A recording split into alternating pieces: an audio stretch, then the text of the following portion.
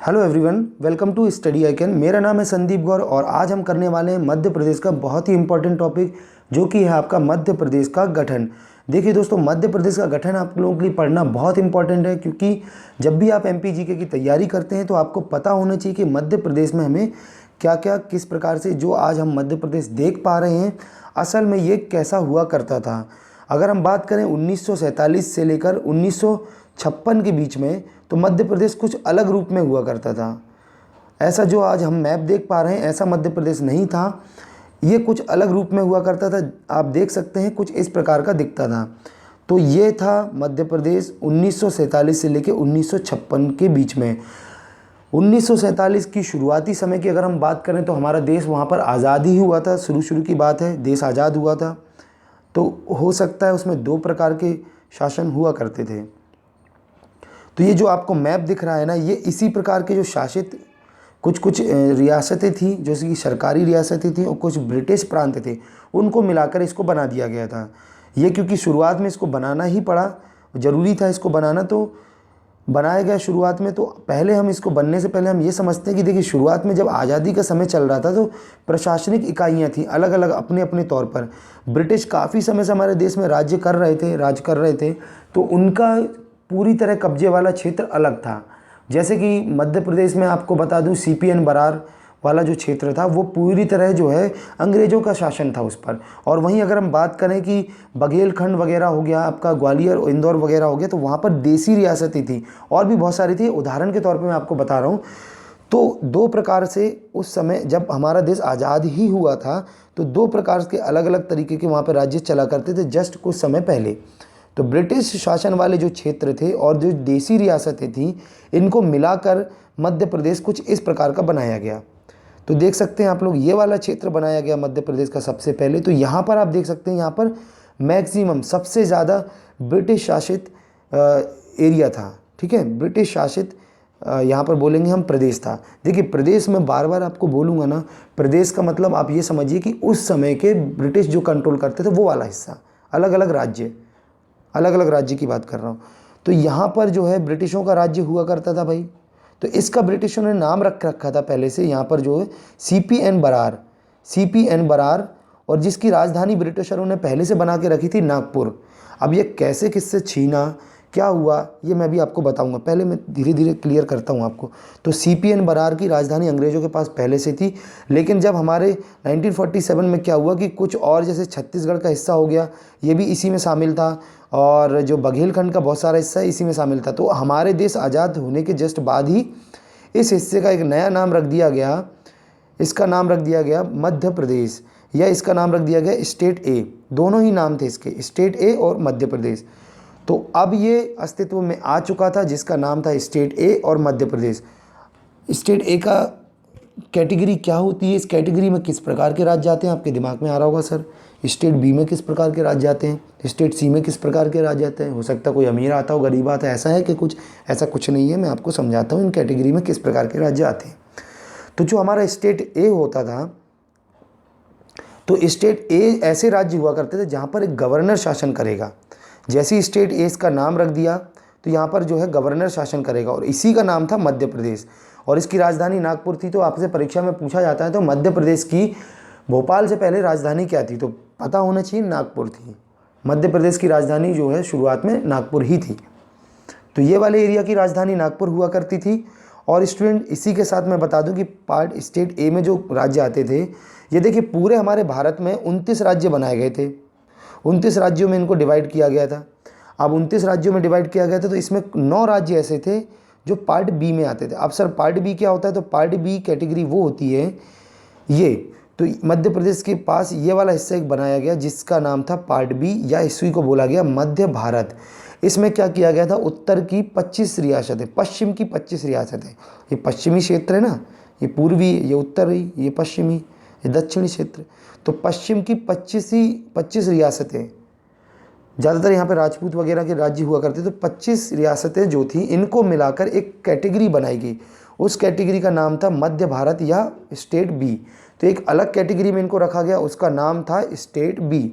State B में रख दिया। अब क्या होगा भाई, अब यहाँ पर किस प्रकार के रूल चलते थे, तो यहाँ पर जो है, जो यहाँ के लोकल राजा थे ना, शाही शासन, जितने भी स्टेट बी के आपके जितने भी स्टेट बी कैटेगरी में हमारी सरकार ने इनको रखे थे ना, जितने भी स्टेट बी, वो स्टेट बी का एक ये मतलब होता है कि वहाँ पर जो शाही शासक होता है वो भी शासन करेगा साथ साथ में, और विधानमंडल भी काम करेगा वहाँ पर।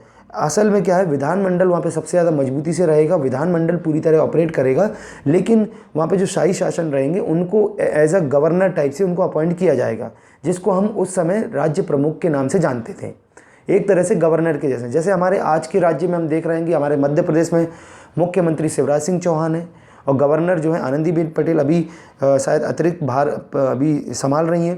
तो इससे पहले लालजी दास टंडन थे, जो कि जिनका निधन हो गया। तो ये गवर्नर की तरह काम करते थे वहाँ पे, जो शाही शासन थे, शासक थे वहाँ के, वो गवर्नर की तरह काम करते। तो यहाँ पर किस प्रकार का रूल चलता था, विधानमंडल का और साथ साथ शाही शासन का। तो यहाँ पर देखिए, विधानमंडल के कोई अध्यक्ष होंगे और शाही शासन के भी कोई रूलर होंगे। तो दोनों चीज़ें मैं आगे आपको बताऊँ।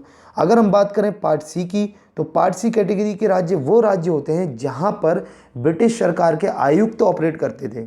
मतलब जो भी ब्रिटिश सरकार के आयुक्त हुआ करते थे वो वहाँ पर राज्य करते थे। ये हमारी 1947 के देश आज़ाद होने के बाद हमारी सरकार ने इस प्रकार से डिवाइड किया था, अंग्रेज़ों ने नहीं किया ये इस काम। अंग्रेज़ों ने काम किया था यहाँ पर सीपी बरार बनाने का काम किया था, नागपुर को मिलाया, छत्तीसगढ़ को मिलाया, ये काम अंग्रेज़ों का था। अंग्रेज़ों ने अपना विस्तार कर रहे थे, वो बात भी हम बाद में समझेंगे, अभी उसकी ज़रूरत नहीं है। तो अभी आपको समझना है कि यहाँ पर जो हमारी सरकार ने है शुरुआती समय में इस प्रकार से हमारे देश को, मध्य प्रदेश को सेट किया हुआ था कि भाई ये मध्य प्रदेश का हिस्सा है। तो ब्रिटिश भारत के जो आयुक्त हुआ करते थे वो पार्ट सी में रूल करते थे। अब आती है एक और कैटेगरी होती है आपको पार्ट डी वाली, जिसको हम बोलेंगे भाग दा, है ना। तो पार्ट डी जो होते हैं या स्टेट डी जो होते हैं वो एक तरह से यूनियन टेरिटरी होती हैं। यूनियन टेरिटरी उस समय एक ही बनाई गई थी, आंध्र प्रदेश, अंडमान और निकोबार, माफ़ी चाहूँगा, अंडमान और निकोबार को जो है पार्ट डी में रखा गया था। सिर्फ उस समय वही थी और कुछ नहीं था। बाकी part A, part B, part C चला करते थे। पार्ट ए में देखिए मध्य प्रदेश के इतने सारे हिस्से थे। अब बात आती है ये वाले हिस्से की।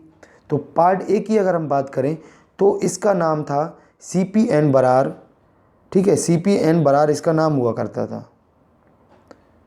कब नाम था, जब अंग्रेज़ों के समय नाम था इसका CP-N बरार।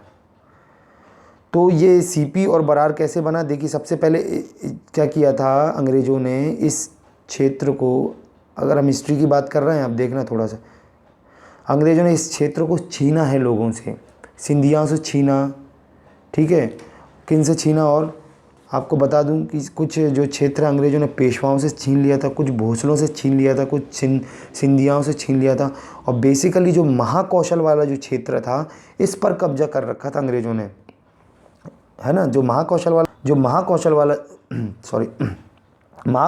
जो क्षेत्र था इस पर कब्जा कर रखा था, और ये बीच में पड़ता था इधर कहीं।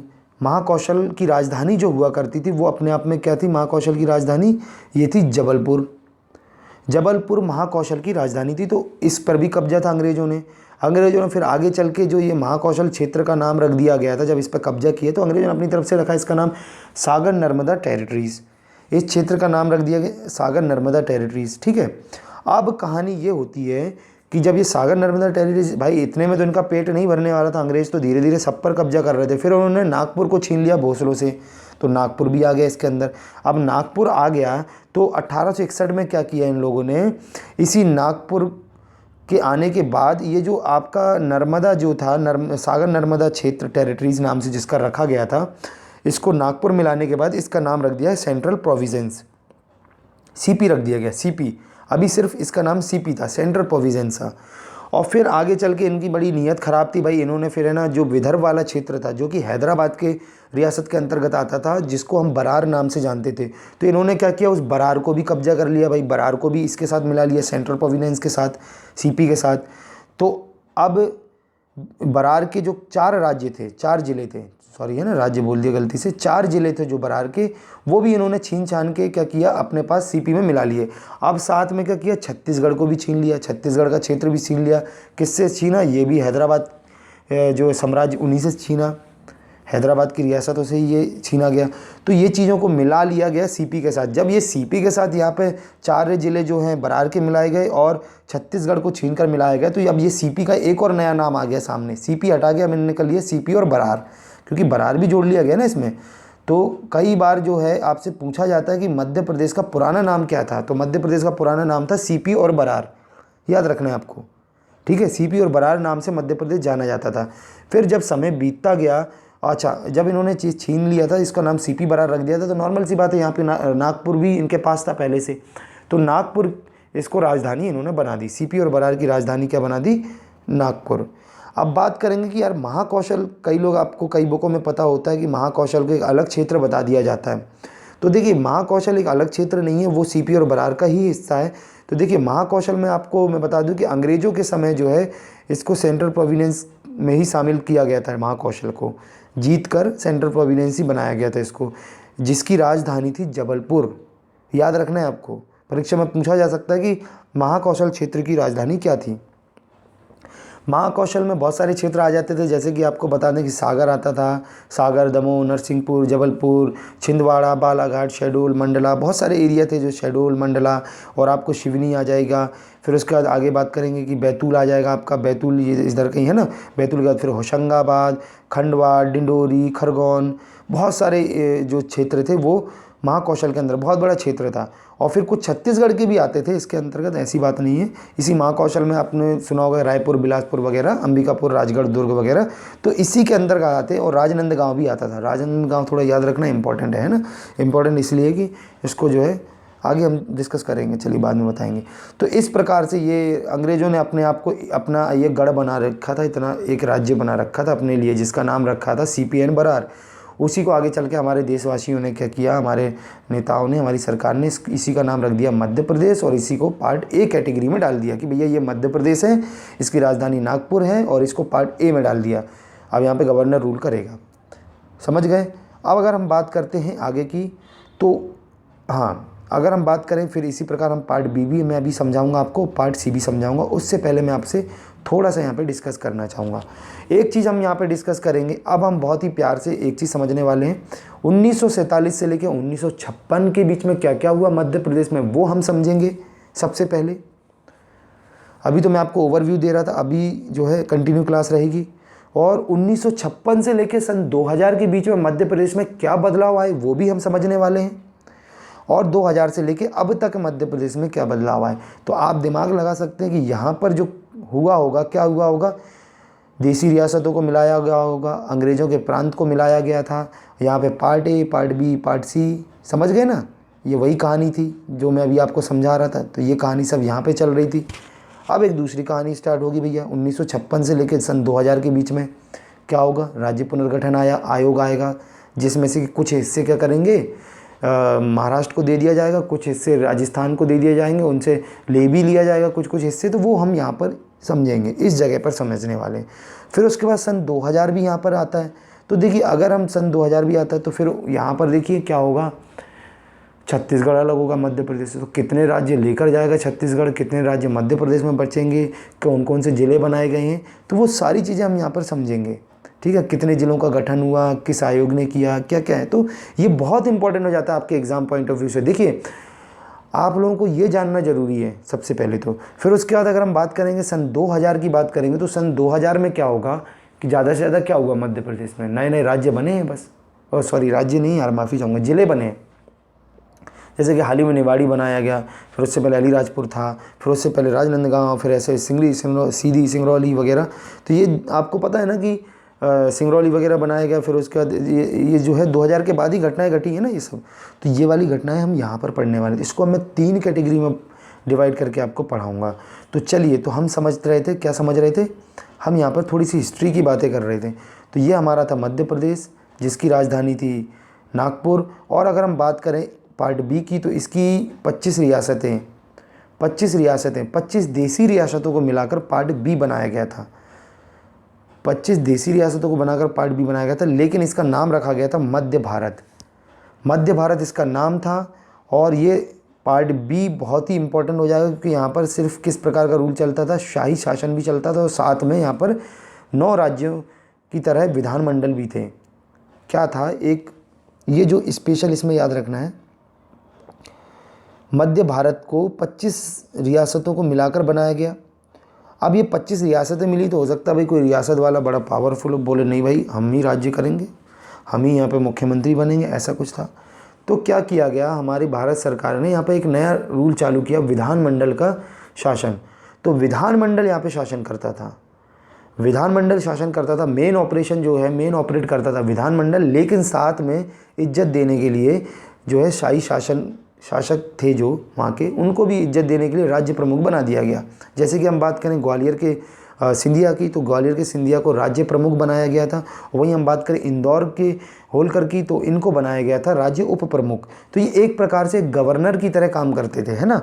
और वहीं अगर हम बात करें ये गवर्नर की तरह काम करते थे तो भाई फिर क्या होगा, तो यहाँ पर देखिए राज्य प्रमुख देखिए जीवाजी राव सिंधिया थे ना उस समय जो है जीवाजी राव सिंधिया थे, उनको बनाया था राज्य प्रमुख। और वहीं बात करें उप प्रमुख की, तो यशवंत राव होलकर जो है उप प्रमुख थे। ये 1948 की मैं बात कर रहा हूँ, जहाँ पे 1948 के समय की बात कर रहा हूँ मैं, जब 25 रियासतों को मिलाया गया। समझ रहे हैं ना आप लोग। तो ये कहानी यहाँ पर पूरी घटित हुई। और यहाँ पर एक जो है विधानमंडल के भी कोई ना कोई अध्यक्ष होंगे भाई, विधानमंडल के भी कोई शासक होंगे। कौन थे यहाँ पर विधानमंडल के शासक, तो यहाँ पर विधानमंडल के शासक थे लीलाधर सेठ या लीलाधर जोशी। देख सकते हैं लिखा होगा इसमें नीचे, ये देखिए पार्ट बी की हम बात कर रहे हैं लीलाधर जोशी की, है ना। लीलाधर सेठ और लीलाधर जोशी, कुछ बुकों में सेठ लिखा रहता है, कहीं कहीं जोशी लिखा रहता है, कोई बात नहीं। तो यहाँ पर जो है, यहाँ पर राज्य कौन करते थे, विधानमंडल यहाँ पे ऑपरेट करते थे। कंट्रोल विधानमंडल के हाथ में था और साथ में जो वहाँ के शाही शासक थे उनके हाथों में था। तो शाही शासकों को एक तरह से गवर्नर की तरह ट्रीट किया जाता था, जिनको इनको क्या करते थे, राज्य प्रमुख बना रखा था। अब जो प्रमुख थे वो थे लीलाधर सेठ। आपसे परीक्षा में सिर्फ ये पूछा जाएगा कि पार्ट बी जो कि मध्य भारत है, मध्य भारत के 1956 से पहले मध्य भारत के प्रमुख कौन थे। तो प्रमुख मैंने आपको बताया मेन कौन ऑपरेट कर रहा है, विधानमंडल। तो विधानमंडल से कौन थे, लीलाधर सेठ। तो पार्ट बी के प्रमुख थे लीलाधर सेठ या लीलाधर जोशी, ठीक है। तो लीलाधर सेठ थे प्रमुख। और राजधानी कौन थी, इंदौर और इंदौर और ग्वालियर। इंदौर और ग्वालियर दो राजधानी हुआ करती थी। उसका कारण यह था कि भैया इनके वर्चस्व का मामला था। होलकर को लगता था कि यार हमारा इंदौर होना चाहिए, और सिंधिया को लगता था हमारा ग्वालियर होना चाहिए। तो सरकार ने क्या किया, 6 महीने इंदौर को राजधानी बना दी, 6 महीने जो है ग्वालियर को बना दी। अब इससे होगा ये कि देखिए ग्वालियर को जो है राजधानी शीतकालीन राजधानी घोषित कर दिया गया और ग्रीष्मकालीन राजधानी इंदौर को घोषित कर दिया गया। 6-6 महीने के लिए दोनों राजधानी बना दी गई।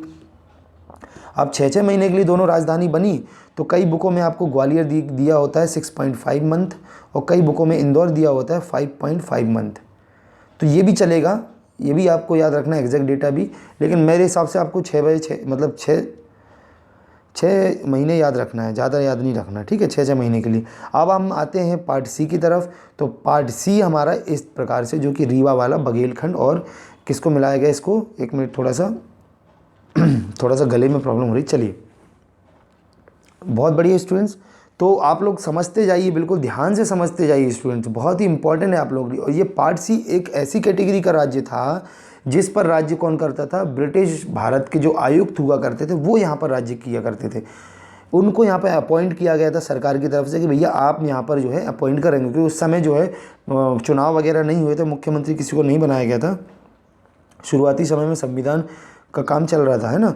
तो उस समय यहाँ पर जो है ब्रिटिश शासन के जो आयुक्त हुआ करते थे वो पार्ट सी को ऑपरेट करते थे, और पार्ट सी का नाम था विंध्य प्रदेश।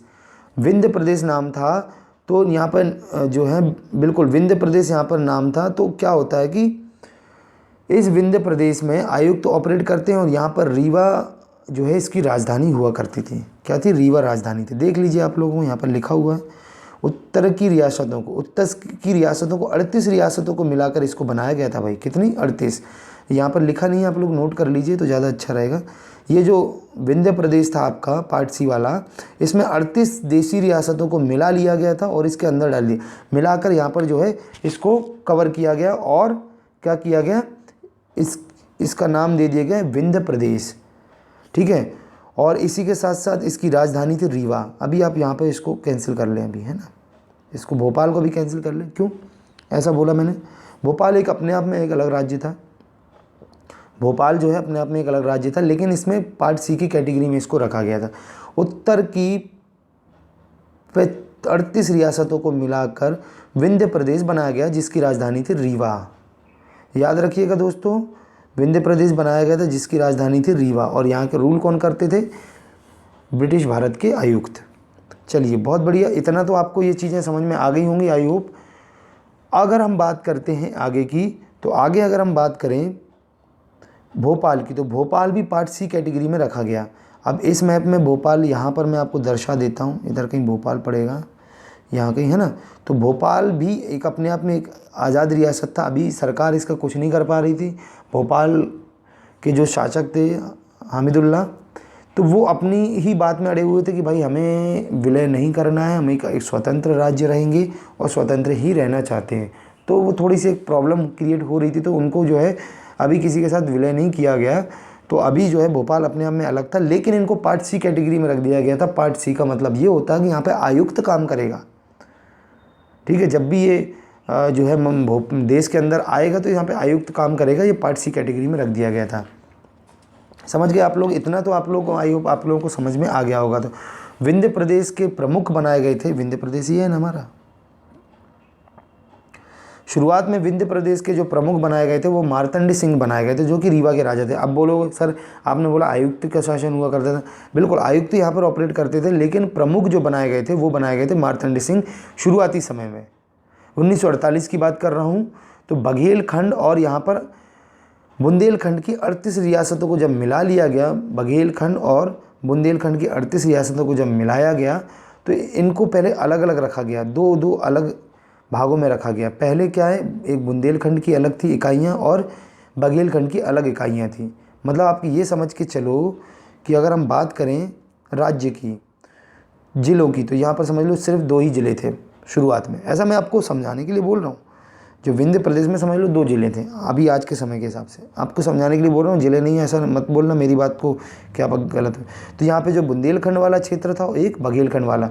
तो अगर मैं अब ज़िले को इकाई बोलना शुरू कर दूँ तो सच चलेगा ना। तो 2 इकाइयाँ थी यहाँ पे, 1 इकाई और 2 इकाई।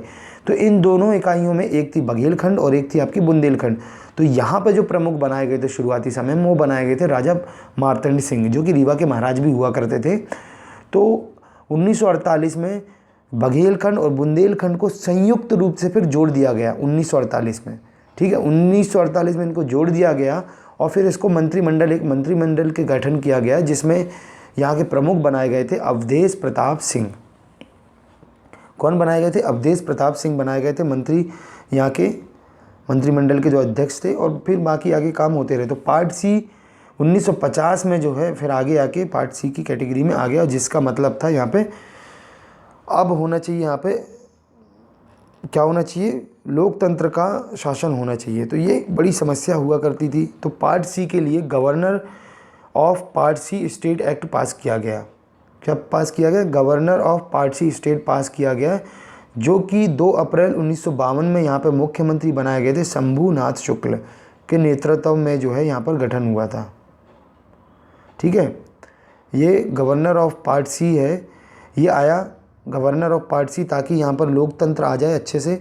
इसके लिए एक एक्ट पास किया गया 1950 के आसपास।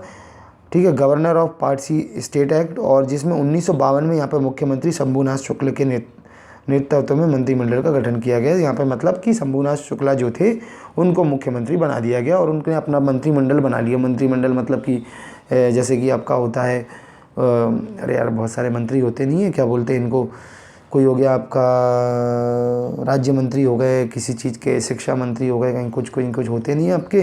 तो ये सारी चीज़ें, इंडस्ट्रीज़ के मंत्री, तो ये मंत्रिमंडल फिर उन्होंने अपना गठन किया 1952 में। तो पार्ट सी की इतनी सी कहानी थी। आई होप आपको ये कहानी समझ में आ गई होगी। तो सारी चीज़ें कहानी के तौर पर चल रही हैं दोस्तों। ठीक है, अगर हम आगे बात करते हैं कुछ इस प्रकार से, तो देखिए ये वाला मैप थोड़ा हमारा सही है। यहाँ पर देखिए भोपाल भी हमने बना दिया, भोपाल पार्ट सी के अंतर्गत आ गया। परीक्षा में पूछा जाता है आपसे, सीधा सीधा प्रश्न पूछा जाता है कि भोपाल किस प्रकार की कैटेगरी में था, तो पार्ट सी की कैटेगरी में था। अब यहाँ पर मैं थोड़ा सा आपको रिकॉल करा दूँ। मध्य प्रदेश की राजधानी कौन थी? नागपुर। ये रहा हमारा मध्य प्रदेश पुराना वाला। पार्ट बी, मध्य भारत की राजधानी कौन थी? तो मध्य भारत की राजधानी थी ग्वालियर और इंदौर। ठीक है, ग्वालियर और इंदौर।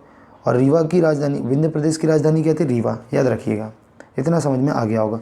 अब देखिए, ये था पुराना मध्य प्रदेश और ये है नया मध्य प्रदेश। तो नए मध्य प्रदेश में आप सभी को पता है कि ये वाला भाग मिला लिया और ये वाला भाग, इन सबको मिलाकर एक नया मध्य प्रदेश बना था, जो कि हमारा ये वाला है। तो अगर हम बात करें कि नया मध्य प्रदेश क्या है, मध्य भारत का हिस्सा है, मध्य भारत, मध्य प्रदेश ये वाला, मध्य भारत ये वाला, मध्य प्रदेश ये वाला, और भोपाल राज्य ये वाला, और विंध्य प्रदेश, यहाँ पे लिखा हुआ नहीं है, चलिए लिख लेंगे अपन, तो विंध्य प्रदेश, इनको मिलाकर हमारा ये मध्य प्रदेश आज के ज़माने का बना हुआ। अब पुराना मध्य प्रदेश की बात करें ब्रिटिश काल की, तो पुराना मध्य प्रदेश ब्रिटिश काल का कौन सा है? ये वाला है, बस सिर्फ ये वाला है ब्रिटिश काल वाला। ये देख लीजिए।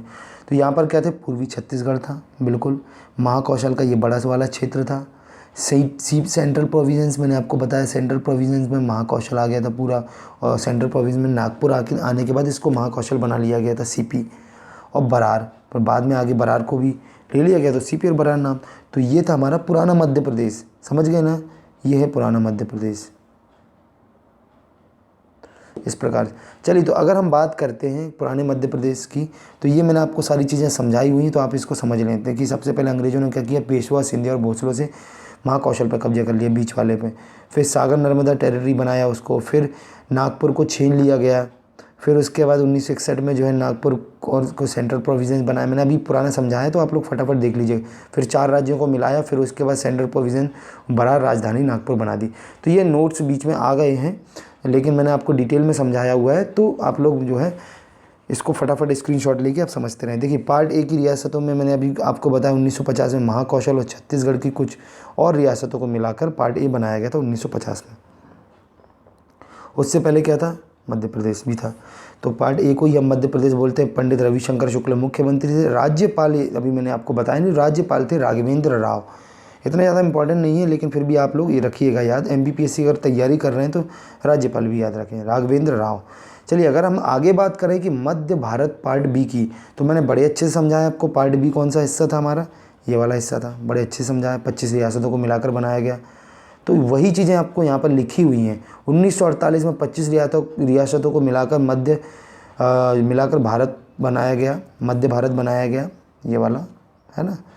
राज्य प्रमुख जीवाजीराव सिंधिया थे, उपराज्य प्रमुख यशवंतराव होलकर थे, और प्रमुख थे लीलाधर सेठ, जो कि 1946 से लेकर 48 तक जो है निर्वाचित मंडल के शासन किया गया इन्होंने।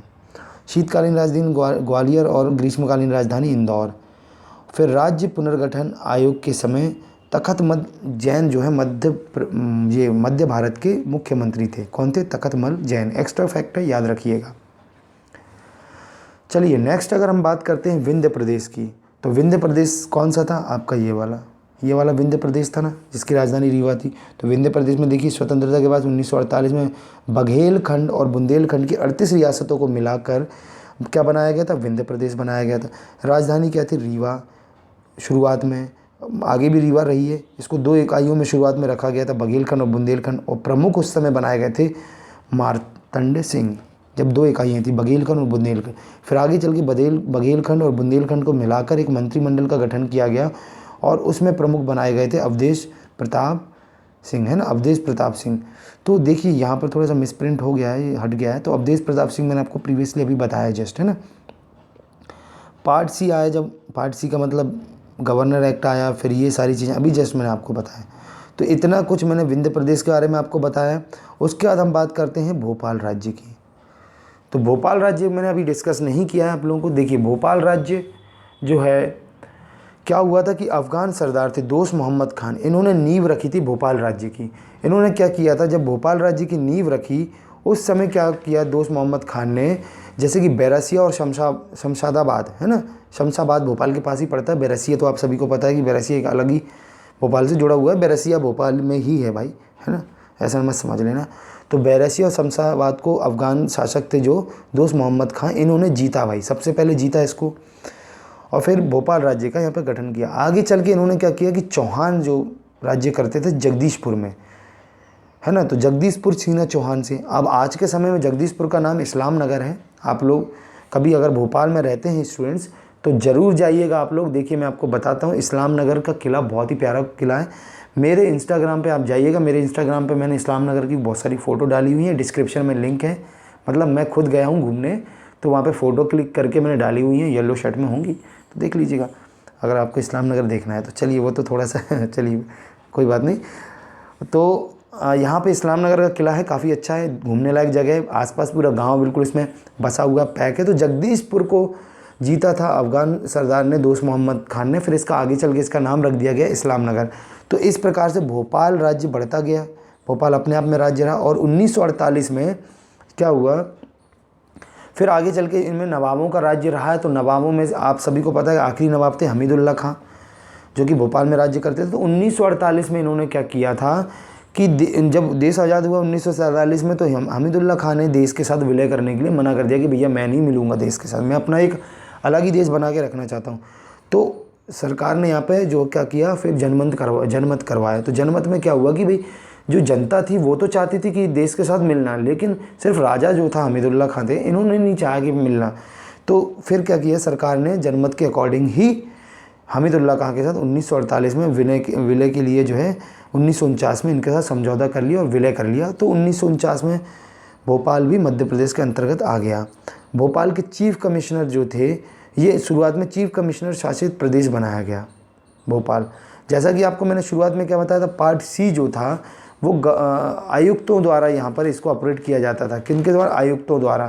तो चीफ कमिश्नर उन्हीं को कहते हैं। तो ये चीफ कमिश्नर शासित था, इसी वजह से इसको पार्ट सी में रखा गया था, ताकि यहाँ पे चीफ कमिश्नर जो है ऑपरेट कर सके। और राज्य पुनर्गठन आयोग 1956 में भोपाल के मुख्यमंत्री शंकर दयाल शर्मा थे। जब राज्य पुनर्गठन आयोग होने वाला था, जब भोपाल राजधानी अभी नहीं थी, 1956 में सारी कहानियाँ हुई, जब भोपाल को भी राजधानी बनाया गया था और पहले मुख्यमंत्री रविशंकर शुक्ल बनाए गए थे। लेकिन अगर हम बात करें सिर्फ अलग से मुख्यमंत्री की, तो अलग से 1956 में जो मुख्यमंत्री थे भोपाल के, वो शंकर दयाल शर्मा थे। तो ये MPPSC के अकॉर्डिंग थोड़ा सा ये बात हो जाती है आप लोगों को, बाकी अदर एग्ज़ाम के लिए इतना ज़्यादा इंपॉर्टेंट नहीं है। आपसे MPPSC में पूछा जाएगा कि भोपाल के जब राज्य पुनर्गठन आयोग के समय भोपाल राज्य के मुख्यमंत्री कौन से, तो याद रखना है शंकर दयाल शर्मा थे। तो ये वाली बातें यहाँ पर हैं दोस्तों, जो आपको याद रखनी है। तो ये टॉपिक में काफ़ी लंबा खिंच गया है, तो मैं इसको जो है देखिए 32 आधे घंटे में ये ख़त्म कर दिया है।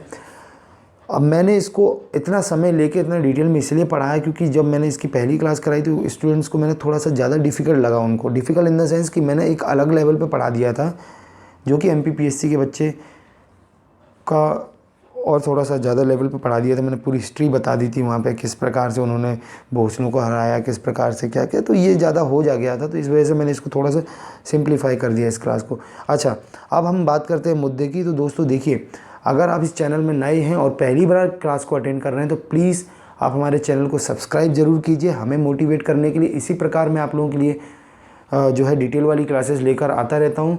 और आपको एक चीज़ और बताना चाहूँगा कि वीडियो को शेयर ज़रूर करें, अपने जितने भी स्टडी रिलेटेड ग्रुप है सब जगह शेयर ज़रूर कीजिएगा और लाइक भी करें वीडियो को।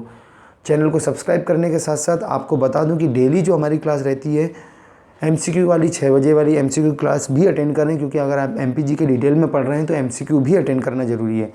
तो अभी फ़िलहाल हम डेली 50 MCQ लेकर आते हैं, वो भी अटेंड करें 6 बजे शाम को।